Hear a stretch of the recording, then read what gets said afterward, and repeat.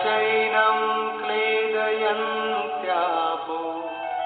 न शोषयति मारुतः।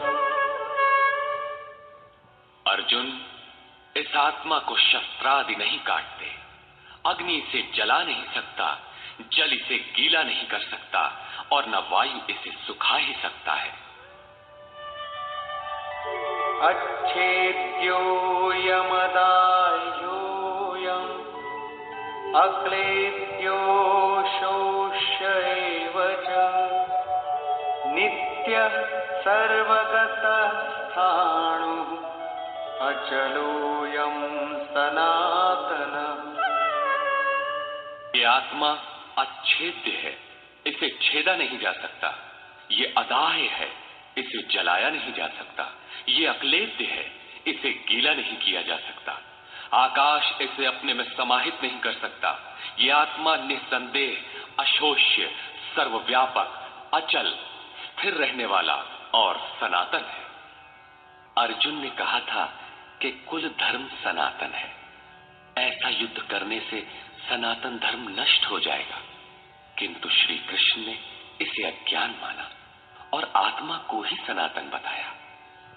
आप कौन हैं? सनातन धर्म के अनुयायी। सनातन कौन है? आत्मा।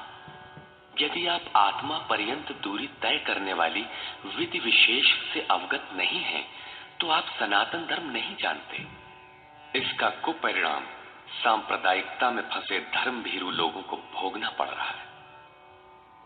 जब मैटर क्षेत्र में पैदा होने वाली कोई वस्तु इस सनातन का स्पर्श नहीं कर सकती, तो छूने खाने से सनातन धर्म नष्ट कैसे हो सकता है? ये धर्म नहीं, एक कुरीति परिस्थिति थी जिससे भारत में सांप्रदायिक वैमनस्य बढ़ा और राष्ट्रीय एकता की आज भी समस्या बनी हुई है। धर्म की शरण हम क्यों जाते हैं? क्योंकि हम मरण धर्मा है और धर्म कोई ठोस चीज है जिसकी शरण जाकर हम भी अमर हो जाएं। हम तो मारने से मरेंगे और ये धर्म केवल छूने और खाने से मर जाएगा, तो हमारी क्या रक्षा करेगा? धर्म तो आपकी रक्षा करता है, आपसे शक्तिशाली है। आप तलवार से मरेंगे और धर्म वो छूने से नष्ट हो गया। कैसा है आपका धर्म? कुरीतियां नष्ट होती हैं, न कि सनातन। सनातन तो ऐसी ठोस वस्तु है जिसे शस्त्र नहीं काटते, अग्नि जला नहीं सकता, जल इसे गीला नहीं कर सकता। खान पान तो दूर, प्रकृति में उत्पन्न कोई वस्तु उसका स्पर्श भी नहीं कर पाती, तो वो सनातन नष्ट कैसे हो गया? ऐसी ही कतिपय कुरीतियां अर्जुन काल में भी थी। उनका शिकार अर्जुन भी था। उसने विलाप करते हुए गिड़गिड़ा कर कहा कि कुल धर्म सनातन है, युद्ध से सनातन धर्म नष्ट हो जाएगा। कुल धर्म नष्ट होने से हम अनंत काल तक नरक में चले जाएंगे।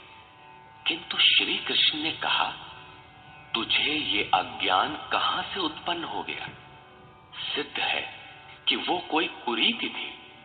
तभी तो श्री कृष्ण ने उसका निराकरण किया और बताया कि आत्मा ही सनातन है।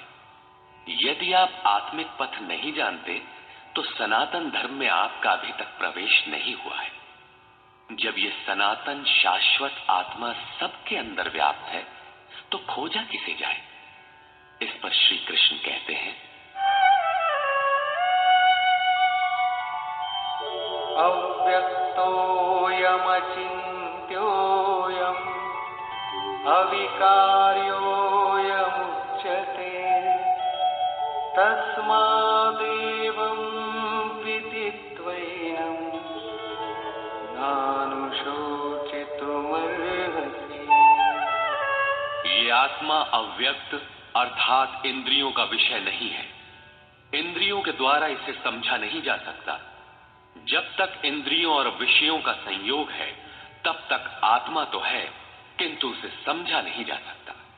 वो अचिंत्य है।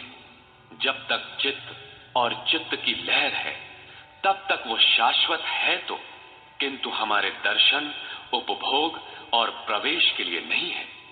अतः चित्त का निरोध करें। पीछे श्री कृष्ण बता आए हैं कि असत वस्तु का अस्तित्व नहीं है और सत का तीनों कालों में अभाव नहीं है। वो सत है आत्मा।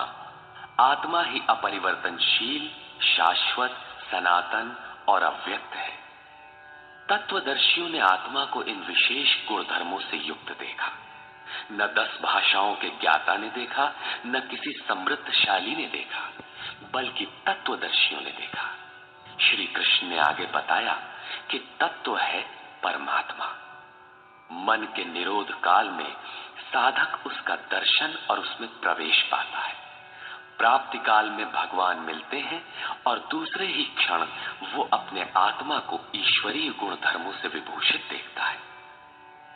वो देखता है कि आत्मा ही सत्य, सनातन और परिपूर्ण है। ये आत्मा अचिंत्य है। ये विकार रहित अर्थात न बदलने वाला कहा जाता है। अतः अर्जुन, आत्मा को ऐसा जानकर तू शोक करने योग्य नहीं है। अब श्री कृष्ण अर्जुन के विचारों में विरोधाभास दिखाते हैं, जो सामान्य तर्क है।